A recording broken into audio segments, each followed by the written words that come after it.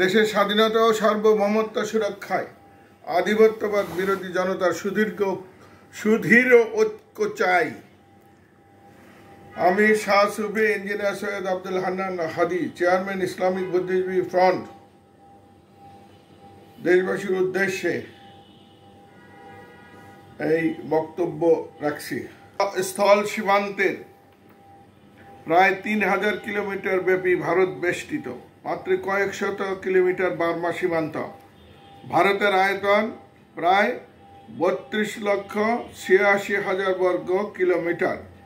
পৃথিবীর ৭ম দেশ। পক্ষান্তরে বাংলাদেশের আয়তন ১,৪৬,০০০ কিলোমিটার। ভারত আমাদের প্রতিবেশী দেশ, আমাদের থেকে প্রায় ২২ গুণ বড়।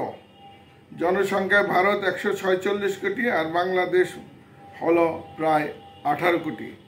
লোক সংখ্যায় ভারত আমাদের থেকে প্রায় ৮ গুণ বেশি। বিশ্বে আমরা ৮ম বৃহত্তম জনসংখ্যার দেশ। ভারতের সাথে আমরা যতই বন্ধুত্বপূর্ণ সম্পর্ক আশা করি, ভারত আমাদেরকে তত বন্ধু ভাবে না। ভাবে আমরা ছোট ভাই, ভারত আমাদের বড় দাদা। একটি কর্তৃত্ব সুলভ সম্পর্ক ভারত আমাদের ওপর বজায় রাখতে চায়। বাংলাদেশের সাবেক পররাষ্ট্রমন্ত্রী ডক্টর মোমেন খান বলেছিলেন, ভারতের সাথে আমাদের স্বামী স্ত্রী সম্পর্ক, কিন্তু দুইটি স্বাধীন ও সার্বভৌম দেশ হিসাবে আমরা সমান। আমাদের সাথে সমমর্যাদার ভিত্তিতে ভারতের চলা উচিত। কিন্তু ভারতের সুদূর প্রসারী দৃষ্টি হচ্ছে ভারত ভবিষ্যতে আমাদের দেশ দখল করে নিবে হায়দ্রাবাদের মতো। প্রশ্ন হলো, এখন কেন নেয় না? কারণ ভারত আমাদের গ্রাস করার পটভূমি তৈরির কাজ শেষ করেনি। পটভূমি হলো, ভারত আমাদের অর্থনীতি পঙ্গু করতে চায়, আমাদের রাজনীতিবিদদের ক্রয় করে তাবেদার বানাতে চায়, যেন আমাদের জনগণ প্রতিবাদ করতে না পারে। আমাদের মধ্যে বিভেদ তৈরি করে জাতীয় একতা নষ্ট করে এবং পরস্পর হানাহানিতে লিপ্ত করার কাজে ভারত লিপ্ত আছে।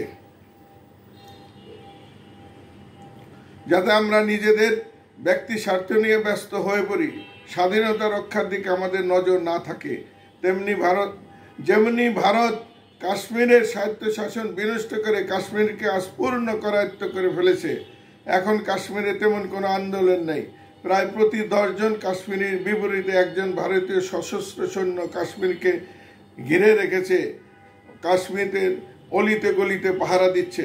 ফলে কাশ্মীরবাসীর যুদ্ধেরও নড়াচড়ারও সুযোগ নেই। তেমনি ভারত ভৌগোলিক আগ্রাসনের পটভূমি এখন তৈরি করছে। আমাদের দুর্বল পয়েন্ট হলো ফেনী নদী।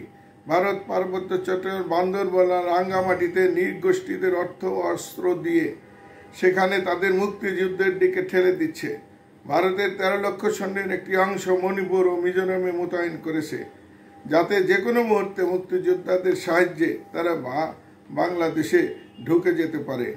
ভারত তাদের দুর্বল পয়েন্ট চিকেন নেক বা শিলিগুড়ি করিডোরের দুই পাশে ২টি সৈন্য ঘাঁটি স্থাপন করেছে এবং বিমান ঘাঁটিও স্থাপনের উদ্যোগ নিয়েছে।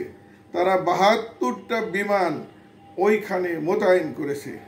তারা এখান দিয়েও তাদের তল্পিবাহক রাজনৈতিক দলের সাহায্যে বাংলাদেশে আগ্রাসন চালাতে পারে। এখন আমাদের দেশের বাইরে ভারতের রাজনৈতিক বন্ধু তাদের দেশেই অবস্থান করছে। দেশের অভ্যন্তরে আরেকটি দলকে তাদের বি টিম বানাতে পারে। তাহলে বুঝুন আগ্রাসন কত সহজ হয়। ভারত তককে তককে আসে। রাজ্যের মতো মার্কিন শিক্ষায় আগ্রাসন, সামাজিক আগ্রাসন ইত্যাদি। আমাদের রাজনীতিবিদরা ক্ষমতা যাওয়ার আগেই বলতে শুরু করেছে, পূজা ও রোজা মুদ্রা রিপিট ওফিট, অর্থাৎ কোনো পার্থক্য নেই। তারা আরো বলেন, ধর্মীয় বিভাজন কোনো বিষয়ই নয়। কি মারাত্মক কথা! আরেক রাজনীতিবিদ বলেন, ভারতের এই টিম আওয়ামী লীগকে আমরা ছেড়ে দিব, কোনো বিচার করব না। অথচ মুসলমান হিসেবে আমরা এই স্বাধীন ও সার্বভৌম দেশ অর্জন করেছি। মুসলমানত্ব ধ্বংস হলে আমাদের ভারতের নাগরিক হতে বাধা কোথায়? আওয়ামী লীগ তার ক্ষমতার সময় শিক্ষা ব্যবস্থা ধ্বংস করে মুসলমান শিক্ষার্থীদের মুসলমানত্ব ভুলিয়ে দিয়েছে। তাদের ব্রেন ওয়াশ করে হিন্দুত্ববাদী চিন্তাধারা ঢুকিয়ে দিয়েছে। অথচ শিক্ষা ব্যবস্থায় ইসলাম না ঢুকালে আমরা স্বাধীনতা রক্ষা করতে পারবো না, তা ভারত ও মার্কিনীরা ভালো করেই বুঝে। তাই অবিলম্বে ইসলামিক শিক্ষা ব্যবস্থা বাধ্যতামূলক করতে হবে। আমাদের শিক্ষার্থীদের সামরিক শিক্ষা দিয়ে তাদেরকে দেশের স্বাধীনতার প্রয়োজনে জনযুদ্ধে উদ্বুদ্ধ করতে হবে। বৈজ্ঞানিক প্রযুক্তির শিক্ষা ও মিসাইল, পরমাণু অস্ত্র নির্মাণ শিক্ষা ইত্যাদি শিক্ষা ব্যবস্থায় ঢুকাতে হবে। সাংস্কৃতিক আগ্রাসন ঠেকাতে ভারতীয় বই, পুস্তক, ম্যাগাজিন, ইন্টারনেট, ফেসবুক ইত্যাদি গান বাজনা ও তাদের শিল্পীদের বাংলাদেশে অনুষ্ঠান করা বন্ধ করতে হবে। সংস্কৃতিতে নাস্তিকতা, ধর্মনিরপেক্ষতা ও উলঙ্গপনা পরিহার করতে হবে। এলজিবিটিদের প্রশ্রয় ও তাদের ইসলাম বিরোধী পরকীয়তা ও সমকামিতা তাদের মধ্যে সীমিত করে তাদের পৃথক বাসস্থান করে দিয়ে বৃহৎ জনগোষ্ঠীর মধ্যে তাদের অবাধ বিচরণ বন্ধ করতে হবে। তারা মানুষ, কিন্তু অঙ্গহীনতা মেনে নিতে হবে। সর্বোপরি মনে রাখতে হবে, মার্কিন সাম্রাজ্য কলোনাইজেশনের দিকে ধাবিত হচ্ছে এবং উপমহাদেশে বাংলাদেশ হবে তাদের প্রথম কলোনি এবং সমগ্র ভারতবর্ষ হবে পরবর্তী কলোনি। ইতিমধ্যেই মার্কিন সাম্রাজ্য তাদের সহচর সহ গাজা দখল করেছে। ভেনেজুয়েলা দখলের জন্য সৈন্যবাহিনী, নৌবাহিনী,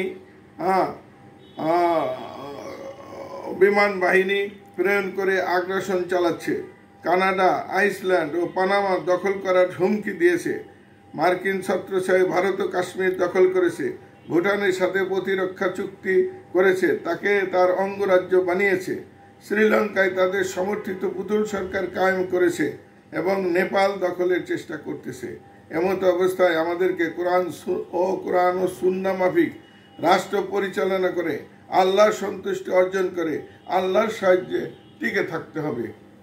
আসসালামু আলাইকুম। আলহামদুলিল্লাহ।